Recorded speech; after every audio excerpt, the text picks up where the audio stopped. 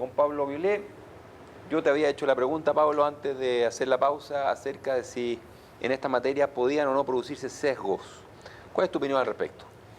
El algoritmo en sí mismo no tiene sesgo. El algoritmo es algo que se programa, es una instrucción. Quienes tenemos sesgos somos los seres humanos.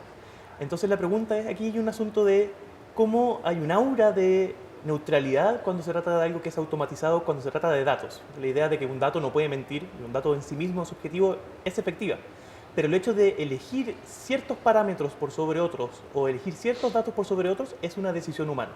Y es una decisión humana que se transmite a cómo el algoritmo toma la decisión. Entonces, por ejemplo, aquí en el fondo el miedo es que, imagínate que tú tienes una regla que impide discriminar a personas de acuerdo a su etnia. Bueno, tú puedes lograr el mismo resultado discriminador, pero tomando la decisión en base a criterios objetivos que están relacionados con la etnia. Y llegar a un resultado discriminador a través de un mecanismo, entre comillas, objetivo. Y hay otro elemento, que es el de la transparencia. Imagínate que yo postulo a Beca Chile.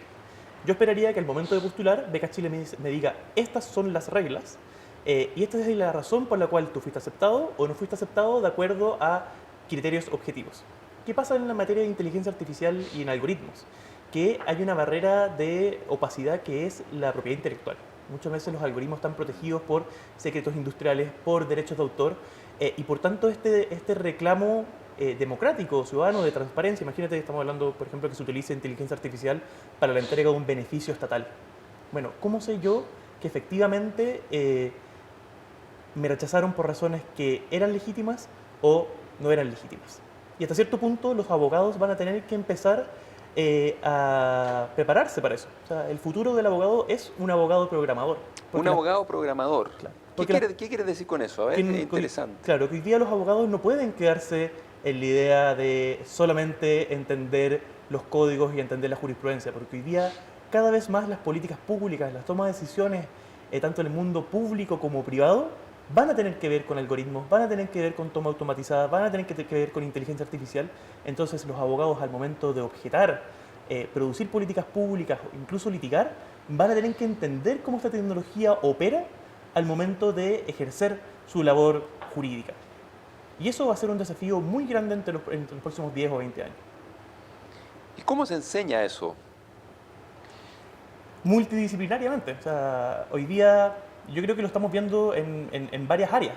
Pero hoy día la idea de que el abogado puede mantenerse operando como hace 50 años no resiste. Yo creo que hoy día los abogados tienen que, o sea, no tienen que entender la tecnología al nivel que el programador tiene que entender la tecnología, pero tienen que entender la tecnología al nivel que les permita entender sus consecuencias jurídicas. Y eso va a estar cada día más entrelazado. Como yo te decía, al final, la forma en que opera el gobierno, la forma en que operan las empresas, la forma en que operan los contratos. O sea, los contratos cada vez más van a incluir este elemento. Y si los abogados no son capaces de entender eso, no van a ser capaces de hacer un análisis jurídico adecuado, no van a ser capaces de demostrar ante tribunales los puntos que permitan, en el fondo, disuadir al tribunal de una forma u otra. Esto que asumo que en Chile es más bien todavía incipiente o novedoso, en otros países ya está más avanzado. ¿Hay regulaciones? ¿Cómo está operando? ¿Tienes alguna noticia de eso? El mejor estándar que existe a nivel mundial es el Reglamento General de Protección de Datos de la Unión Europea, que entró en vigencia recién este año, eh, porque es el que establece un estándar mayor de protección de los datos personales, y en particular porque tiene una aproximación desde derechos fundamentales. Los estadounidenses tienen una noción mucho más de la perspectiva de consumidor. En cambio, los europeos tienen una concepción mucho más desde la autodeterminación informativa. El derecho fundamental de las personas a autodeterminarse y en el fondo tener control sobre sus datos. Y en materia de transparencia algorítmica, toma de decisiones automatizadas, lo que han establecido los europeos es el llamado derecho a una explicación. Es decir, Ya. establecer un mecanismo respecto a los cuales las personas puedan decir, yo quiero que tú me expliques y tú me muestres cómo esta decisión que fue automatizada llegó a tal resultado. Ahora, como esto entró en vigencia hace muy poco, hay una duda gigantesca de hasta qué punto se tiene que explicar. Como te decía, también aquí hay una especie de choque con otros derechos como la propiedad intelectual. Y también tienen los europeos un derecho a exigir, y esto es un derecho que uno dice, bueno, qué extraño que exista este derecho, porque uno desconfía de otras Ja. personas, pero el derecho a una intervención humana. Imagínate que nosotros, dentro de una legislación a nivel mundial, uno tiene el derecho a que un humano revise la toma de una decisión. Y eso es para transparentar cómo se fue tomando la decisión etapa por etapa en el proceso algorítmico, ¿sí? Exactamente. Ya. Y hoy día nosotros en nuestro proyecto de ley de datos personales, que busca reformar la ley 19.628, tenemos algo similar. Tenemos el derecho a oponerse a una decisión que fue tomada de forma completamente automatizada. Pero no, eso significa que nosotros nos podemos, los chilenos nos vamos a poder negar a que una decisión sea tomada completamente automatizadamente. Cuando hay una afectación de un derecho, o sea, que tenga consecuencias jurídicas negativas o haya una afectación de un derecho fundamental.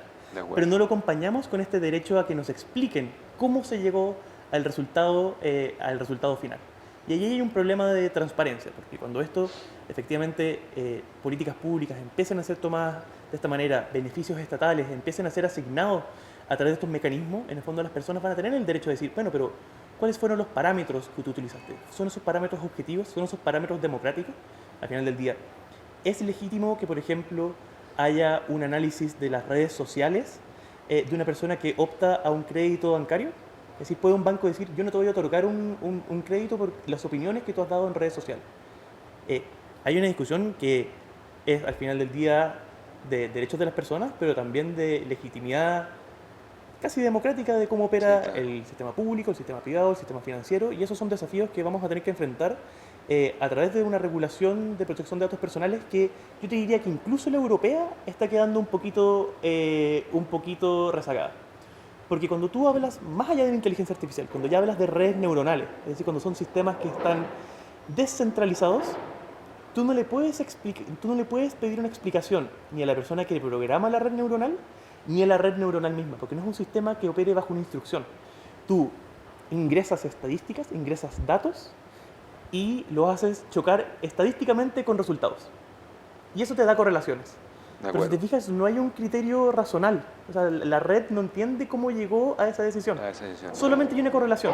Entonces los europeos incluyeron este derecho a una explicación en su legislación, pero si tú vas a exigirle eso a una red neuronal, el programador no lo va a entender, porque te va a decir, yo solamente hice contrastar estadísticamente datos con resultados, claro. Y fue la estadística la que hizo la correlación, y el sistema tampoco va a poder explicar. Entonces, incluso las soluciones más sofisticadas a nivel comparado ya se están quedando un poquito rezagadas en la materia. Bueno, te agradezco muchísimo, Pablo, el haber compartido estas reflexiones que no sé si nos dejan tranquilos o nerviosos, pero que seguro nos dejan interesados para continuar esta conversación en otra oportunidad. Muchas gracias. Muchas gracias.